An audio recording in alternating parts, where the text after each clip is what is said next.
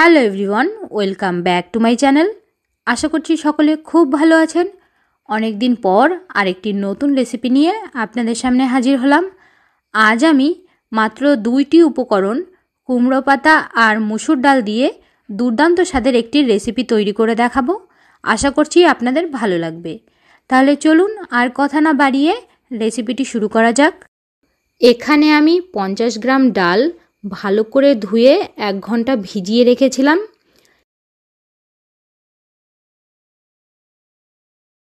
এখানে রয়েছে 4টে কাঁচা লঙ্কা, 5-6 কোয়া রসুন, কয়েক টুকরো আদা। এখানে 7-8টা কুমড়োর পাতা ভালো করে ধুয়ে নিয়েছি।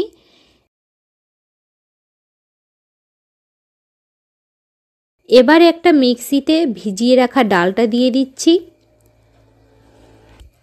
এক এক করে দিয়ে দিচ্ছি রসুন, আদা, কাঁচা লঙ্কা, সামান্য লবণ, হলুদ আর সামান্য জল দিয়ে একটা পেস্ট তৈরি করে নিচ্ছি।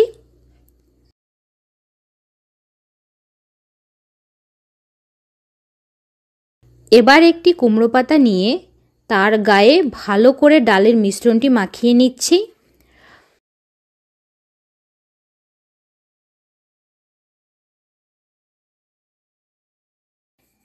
পুরো পাতাটাতে মিশ্রণটা মাখিয়ে নিয়ে এইভাবে ভাঁজ করে নেব। তারপর আবার একটু ডালের পেস্ট মাখিয়ে নেব।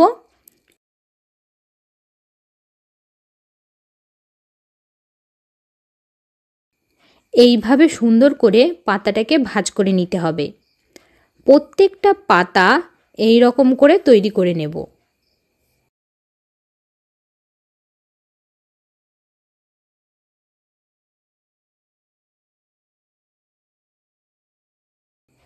এবার একটা প্যানে 1 চামচ তেল দিয়ে ভালো করে গরম করে নেব।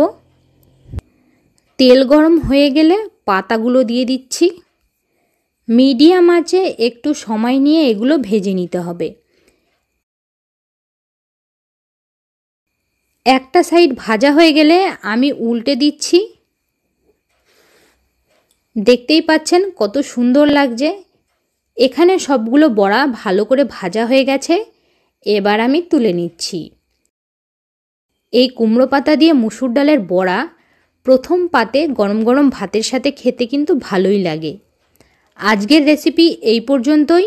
যদি রেসিপিটি আপনাদের ভালো লেগে থাকে তাহলে লাইক, শেয়ার আর সাবস্ক্রাইব করতে ভুলবেন না। দেখা হচ্ছে নতুন রেসিপির সাথে। সকলে ভালো থাকবেন, সুস্থ থাকবেন।